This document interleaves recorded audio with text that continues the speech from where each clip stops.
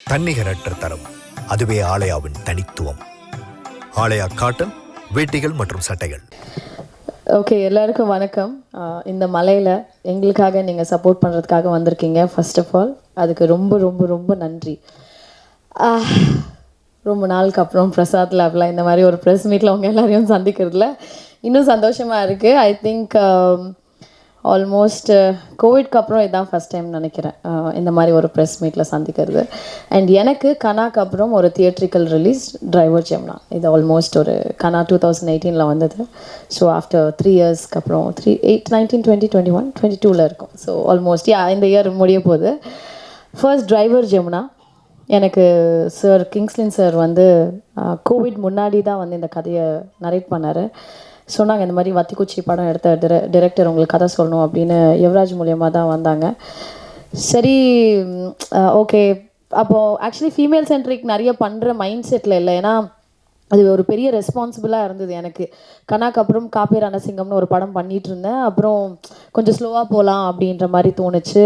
ஏன்னா நல்ல நல்ல படங்கள் பண்ணணும், ரொம்ப ரெஸ்பான்சிபிளாக இருக்குது. இப்போது ஃபீமேல் சென்ட்ரிக் பண்ணுமானா சரி ஓகே கதை தானே கேட்கலாம் அப்படின்னு டிசைட் பண்ணி ஒரே நாளில் கண்டிப்பாக இந்த படம் பண்ணணும் முடிவெடுத்த ஃபஸ்ட்டு படம் வந்து டிரைவர் ஜெம்னா தான். Thank you so much sir. Kingslin sir பயங்கர டீட்டெயில். அவரோட ஸ்பீச்லேயே நீங்கள் பார்த்துருப்பீங்க. எல்லா விஷயத்துக்கும் அப்படி தான்.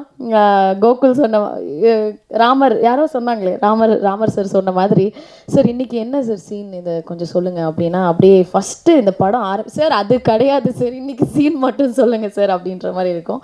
ஏன்னா அவ்வளோ ஒரு முக்கியத்துவம் கொடுப்பாரு ஒவ்வொரு சீனுக்கும். பேக் ஸ்டோரி சொல்கிறதா இருக்கட்டும், இதுக்கப்புறம் என்ன நடக்கும் அப்படின்றது. என்னோடய பர்ஃபார்மன்ஸ் அவ்வளோ நல்லா வந்த காரணமே வந்து கிங்ஸ்லின் சார் கொடுத்த டீட்டெயிலிங் தான். ஸோ அது எல்லாமே முழுக்க என்னோடய டைரக்டர் கிங்ஸ்லின் சாருக்கு தான் சேரும். கண்டிப்பாக வத்திக்குச்சிக்கு அப்புறம் ஒரு கேப் கண்டிப்பாக இருந்தது. பட் அதுக்கு எல்லாமே சேர்த்து டிரைவர் ஜெம்னாவாக இருக்கும்னு நான் நம்புகிறேன் சார். கண்டிப்பாக இது உங்களுக்கு ஒரு மிகப்பெரிய வெற்றி படமாக அமையணும்னு சொல்லிட்டு நானும் கடவுளை வேண்டிக்கிறேன். பயங்கர ஹார்ட் ஒர்க்கிங். ஏன்னா இந்த படம் வந்து ஒரு காருக்குள்ளேயே நடக்குது, ரோட்டில் எல்லாம் ஹைவேஸில் தான் ஷூட் பண்ணோம். அதனால் ரொம்ப மெனக்கட்டு ஏடிஸ்லாம் ரொம்ப கஷ்டப்பட்டு பண்ணாங்க. இதில் ரொம்ப ஒரு விஷயம் மட்டும் நான் சொல்லணும்னு நினைக்கிறேன் சார். நான் ஆக்சுவலாக சார் சொல்லுவார்னு நினச்சேன், கிங்ஸ்லின் சார் மிஸ் பண்ணிட்டாரு. எனக்கு கார் ஓட்ட ரொம்ப பிடிக்கும். இதில் வந்து அனல் அரசு சார் தான் வந்து ஸ்டண்ட் மாஸ்டர். எல்லாம் சார் நான் சொன்னேன் சார் காரோட சேஸு ஸ்டண்ட்டு எல்லாமே நானே பண்ணுறேன் சார் அப்படின்னு நான் சொல்லியிருந்தேன். ஸோ ஆல்மோஸ்ட் எல்லாமே நானே பண்ணியிருக்கேன். தயவு செஞ்சு க்ரீன் மேட்டுன்னு மட்டும் நினச்சிடாதீங்க. ஒரே ஒரு கார் சேஸ் ரொம்ப ரிஸ்கியான ஒரே ஒரு நீங்கள் பார்த்துருப்பீங்க ட்ரெய்லரில், இந்த லாரி ரிவர்ஸில் வர அந்த ஒரு சின்ன ஷாட் மட்டும்தான், சின்ன பிட்டு மட்டும் டூப் வச்சு பண்ணாங்க. பட் மற்றபடி எல்லாம் ட்ரிஃப்ட்டு ஸ்டண்ட்டு எல்லாமே பர்சனலாக நானே பண்ணேன். நீங்கள் சொல்லுவீங்கன்னு நினச்சேன், இருந்தாலும் சார் ஓகே. ஸோ எனக்கு கார் ஓட்ட ரொம்ப பிடிக்கும். ஸோ நான் ரொம்ப என்ஜாய் பண்ணேன் இந்த படம். கார் ஓட்டிகிட்டே நடிக்கிறது எனக்கு ரொம்ப, I was very happy doing this role. So thank you, நன்றி. அண்ட் கண்டிப்பாக படம் பார்த்து சப்போர்ட் பண்ணுங்கள். ரொம்ப ரொம்ப நன்றி சார். எதையும் பிளான் பண்ணி பண்ணல sir. Nayanthara lady super star தான் சார். நான் ஏதோ என்னோட இப்போது ஹீரோ வேண்டான்னு நான் முடிவு பண்ணி நடிக்கல சார். கண்டிப்பாக ஹீரோஸோட படம் பண்ணணுன்னு தான் ஆசைப்பட்றேன். இந்த மாதிரி படங்களும் பண்ணணுன்னு ஆசைப்பட்றேன். பட் இது எதுவுமே நான் டிசைட் பண்ணி இந்த மாதிரி பேட்டர்ன்லனா நான் படம் பண்ணணுன்னு நான் எதுவுமே பிளான் பண்ணிலாம் பண்ணல. அது கண்டிப்பாக நல்ல படம் எதுவாக இருந்தாலும் சரி, ஹீரோவோட நடித்தாலும் சரி, சோலோ ஹீரோயினாக நடித்தாலும் சரி, நல்ல படம் நடிக்கணும் அப்படின்ற ஒரு எண்ணத்தில் மட்டும்தான். மற்றபடி நம்ம இதாகணும் அதாகணும் இல்லைன்னா வந்து இப்படி பண்ணணும் அப்படின்னு ஒரு பிளான் எல்லாம் ஒன்றுமே இல்லை சார். அப்படியே தானா அப்படியே பிளான் பி நான் தான் சார் பண்ணேன், சந்தேகமே இல்லை சார். பிளான் பி நான் தான் பண்ணேன். ஒரு ஃபீமேல் கேப் டிரைவர் அப்படின்றதே ஒரு வித்தியாசமான கதை தான். இப்போது ஆஃப்டர் கோவிட்னு வச்சுக்கோங்களேன். நம்ம கோவிட் டைமில் ஒரு 2.5 வருஷம் வீட்லேயே உட்காந்து நீங்களே பர்சனலாக நீங்களே வந்து இதுக்கு முன்னாடி ஓடிடி பிளாட்ஃபார்ம் அப்படின்றது நம்மளுக்கு தெரியாமல் இருந்த காலத்தில் இப்போ வந்து ஓடிடி பிளாட்ஃபார்ம்ன்றது ஒரு ப்ரைமரி திங்காக இருக்குது நம்ம லைஃப்பில். ஸோ நம்ம வந்து ஒரு ஈரானியன் ஃபிலிமாக இருக்கட்டும், கொரியன் ஃபிலிம்ஸாக இருக்கட்டும், இல்லைனா வந்து ஒரு அமெரிக்கன் ஃபிலிமாக இருக்கட்டும், எந்த ஒரு மற்ற லாங்குவேஜஸ்லலாம் படம் பார்க்க ஆரம்பிச்சிட்டோம் இல்லையா. இப்போ நீங்களே சொல்லுங்கள், ஒரு சாதாரண படம் பார்த்தா நீங்கள் போய் உங்களுக்கு பார்க்கணுன்னு தோணுமா? தோணாதுல்ல. ஸோ வித்தியாசமான படங்கள் தானே தோணும். ஸோ நாங்களும் அதுதான் ஏதோ ட்ரை பண்ணி வித்தியாசமான கதைகளாக சூஸ் பண்ணி இதுக்கு முன்னாடி வராத கதைகளாக பார்த்து தேர்ந்தெடுத்து அந்த மாதிரி நடித்தாதான் எல்லாருக்குமே பிடிக்குது. அண்ட் மோரோவர் இப்போ ப்ரொடியூசர்ஸ் வந்து நம்மளை நம்பி கொஞ்சம் காசு போட்டு, கொஞ்சம் இல்லை நிறைய காசே போடுறாங்கன்னு வச்சுக்கோங்களேன். அது போட்டு நம்மளை ஒரு படம் எடுக்கும்போது அந்த ப்ரொடியூசர் சேஃபாக இருக்கணும், அவங்களுக்கு அட்லீஸ்ட் ஒரு மினிமம் நம்ம போட்ட காசாவது வரணும் அப்படின்னு நினச்சோன்னு வச்சுக்கோங்களேன், ஒரு நல்ல படம் பண்ணலாம். சும்மா ஏனோ தானோன்னு பண்ணாமல் கொஞ்சம் நல்ல நல்ல படங்களாக சூஸியாக பண்ணோன்னா இன்னும் பெட்டராக இருக்கும்னு நான் நினச்சேன். அண்டு கிங்ஸ்லேண்ட் மாதிரி ஒரு டிரெக்டரோட நான் ஒர்க் பண்ணுறது இட்ஸ் மை பிளெஸ்ஸிங். நான் இந்த கதையை வந்து நான் மிஸ் பண்ணியிருப்பேன் ஆக்சுவலாக. நான் தான் அவருக்கு தேங்க் பண்ணணும். இத்தனை வருஷத்துக்கு அப்புறம் ஐ டோன்ட் நோ எப்படி நிறைய பேர் அவரை மிஸ் பண்ணாங்கன்னு, இதுக்கப்புறம் கண்டிப்பாக மிஸ் பண்ண மாட்டாங்கன்னு நினைக்கிறேன். இப்போது ஓடிடிலே ஒரு ரூல் வந்துருச்சான், தியேட்டர் பண்ணி தான் ஓடிடியில் ரிலீஸ் பண்ணோன்னு. ஸோ அது தெரியல எப்படின்னு.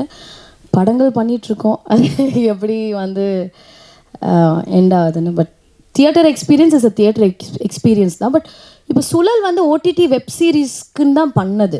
மற்ற இப்போ பிளான் பியோ, காப்பே ரணசிங்கமோ, பூமிகா இதெல்லாம் வந்து நாங்கள் அப்படி பண்ணலை. ஸோ கோவிட் டைமில் வேறு இந்த காலத்தோட கட்டாயத்தினால ஓடிடியில் ரிலீஸ் பண்ண வேண்டியதாகிடுச்சு.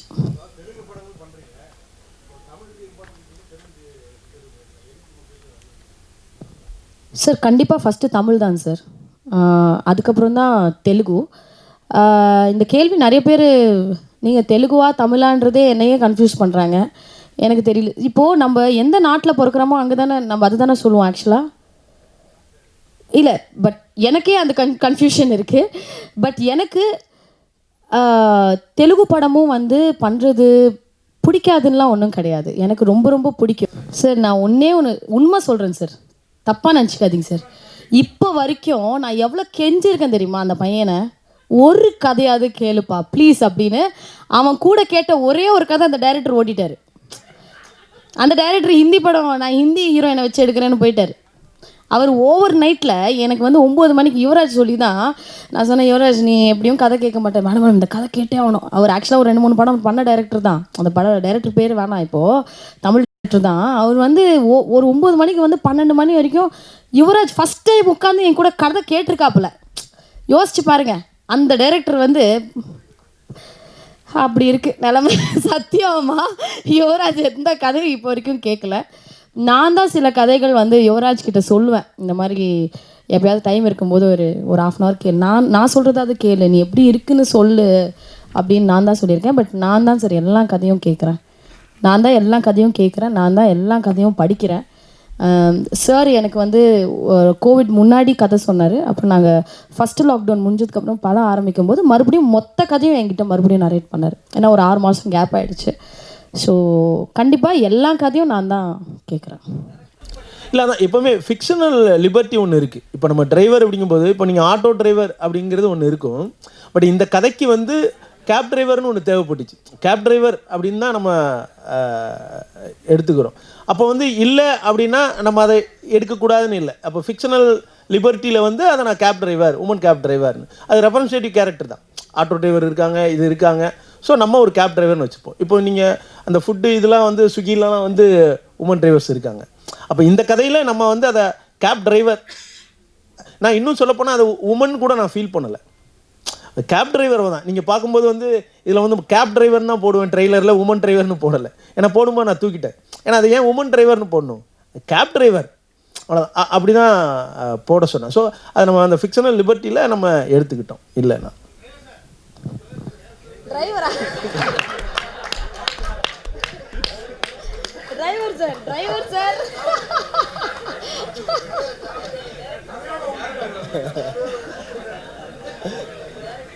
யாருங்க அது சொல்லுங்க. இல்லை சார், அவர் என்ன கேட்குறாருன்னா, இந்த மாதிரி லேடிஸ் டிரைவர்ஸ் இன்னும் நிறைய பேர் வரணும்னு உருவாக்கிங்களா, இல்லை இனிமேல் யாரும் வரக்கூடாதுன்னு உருவாக்கி? இல்லை வரக்கூடாதுன்னு இல்லை, இப்போ ஃபேஸ் பண்ணுறது. இப்போ நீங்கள் இந்த படம் வந்தவொன்னே பார்த்தா தெரியும். ஸோ ஃபேஸ் பண்ணுறது தான். இப்போ நமக்கு வந்து ஒரு காம்ப்ளிகேட்டடான சிச்சுவேஷன்ஸ் அல்லது இஷ்யூ அப்படிங்கிறது வந்து டிரைவருக்கு மட்டும் இல்லை, நம்ம எல்லாத்துக்குமே இருக்குது. இப்போ நீங்கள் வந்து எல்லா விஷயத்துலையுமே இருக்குது. அதனால் இது வந்து அந்த ஃபேஸ் பண்ணுறது தான் அதில் விஷயமே தவிர வந்தால் இந்த ஆபத்து நீங்கள் வரக்கூடாது அப்படிங்கிறது இல்லை. இன்றைக்கி இந்த தொழில் இல்லை, கேப் டிரைவர்னு இல்லை, இன்றைக்கி இருக்கிற எல்லா தொழில்லையுமே அதுக்கான சிக்கல்கள் அதுக்கான விஷயங்கள் இருக்குது. ஸோ அதை ஃபேஸ் பண்ணணும் அப்படிங்கிறது தான் அதுக்குள்ளே இருக்குது, வரக்கூடாதுன்னு இல்லை. அதுக்கு நான் சொல்கிறேன், ஏன்னா இப்போது சிச்சுவேஷன் படி நீங்கள் ட்ரெய்லரில் பார்த்துருப்பீங்க, இவங்க பயந்துக்கிட்டு இருப்பாங்க, பின்னால் மிரட்டிக்கிட்டு இருப்பாங்கன்னு. ஆனால் உல்ட்டாவே இவங்க ட்ரைவ் பண்ணும்போது பின்னால் பயந்துக்கிட்டு இருப்பாங்க. ஏன்னா ஒரு தடவை கார்லாம் வேகமாக போய் ரொம்ப சரண ஒரு டேன் பண்ணதில் பின்னால் கலையெல்லாம் வந்து அப்படியே பிடிச்சிக்கிட்டு மிரண்டு போய் இருந்தார். ஏன்னா பேக்கில் உள்ளவங்க, ஏன்னா ஸ்பீடு வந்து அவ்வளோ ஸ்பீடு இவங்க ரியலாகவே மேம் ஓட்டினாங்க. அது ப்ரெஸ்ஸுக்காக சொல்லலை, இயல்பாகவே ரொம்ப இன்னொரு இன்சிடெண்ட் என்னென்னா, இவங்கெல்லாம் என் பின்னாடி வராங்க, கேமரா என் காரில் இருக்குது, நான் ஓட்டிகிட்டு போகிறேன். பின்னாடி கேமரா எக்யூப்மெண்ட்ஸு அப்புறம் ஃபாலோ பண்ணுவாங்கல்ல ஒரு 4 வண்டி. நான் போயிட்டேன், அவங்க தேடுறாங்க எங்கே வண்டின்னு. நான் சரியான ஸ்பீடில் போனேன். ஸோ அந்த மாதிரி எனக்கு நான் 120 குறையவே இல்லை ஆக்சுவலாக. எனக்கு இது சூப்பராக இருந்தது ஆக்சுவலாக. நான் வந்து பயங்கரமாக என்ஜாய் பண்ணேன். இந்த என் பின்னாடி இருக்கிறவங்க தான் கொஞ்சம் அல்லில் இருந்தாங்க. தன்னிகரற்ற தரம், அதுவே ஆலயாவின் தனித்துவம். ஆலயா காட்டன் வேட்டிகள் மற்றும் சட்டைகள்.